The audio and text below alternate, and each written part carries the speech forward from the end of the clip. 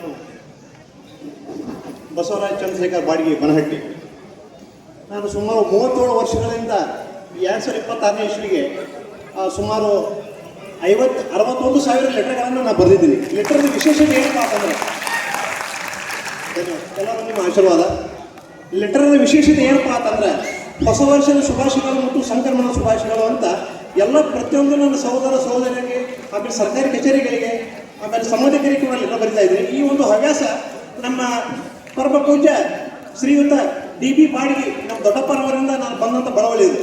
ಈ ಬಡವಳಿಯನ್ನು ಇನ್ನು ಮುಂದೆ ನನ್ನ ಮಕ್ಕಳಿಗಾದರೂ ಕೂಡ ಇದನ್ನು ಬರೆಯುವಂಥ ಹವ್ಯಾಸವನ್ನು ನನ್ನ ಮಕ್ಕಳಲ್ಲಿ ಕೂಡ ಇದನ್ನು ಬೆಳೆಸ್ತಂತ ಹೇಳ್ಕೊತಾ ಇದ್ದೀನಿ.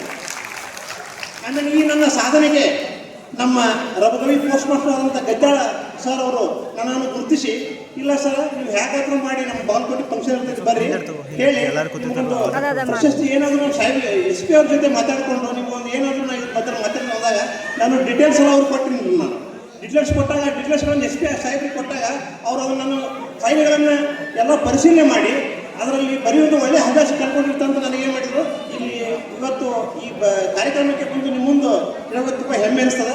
ಈ ಒಂದು ಸಾಧನೆಗೆ ನಮ್ಮ ಎಸ್ ಪಿ ಸಾಹೇಬರು, ಗದ್ದಾಳ ಸರು ಹಾಗೂ ಇನ್ನೆಲ್ಲ ನನ್ನ ಸಹೋದರಿ ಕೂಡ ನನ್ನ ಒಂದು ಆಶೀರ್ವಾದ ಮಾಡಿ, ಇನ್ನು ನನ್ನ ಉದ್ದೇಶವನ್ನು ಒಂದು ಇನ್ಸ್ಟೇಷನ್ ಇಟ್ಕೊಂಡಿದ್ದೀನಿ. ಏನಪ್ಪ ಅಂತಂದ್ರೆ, ನಾನು ಇಡೀ ವರ್ಲ್ಡ್ಗೆ ಒಂದು ವರ್ಲ್ಡಲ್ಲಿ 235 ದೇಶದವು, ನಾನು ಈ ಸದ್ಯ ಪ್ರೆಸೆಂಟ್ 4ನೇ ನಂಬರ್ ನಾನೇ ಇದ್ದೀನಿ ಲೆಟರ್ ಬರೆಯೋದ್ರಲ್ಲಿ.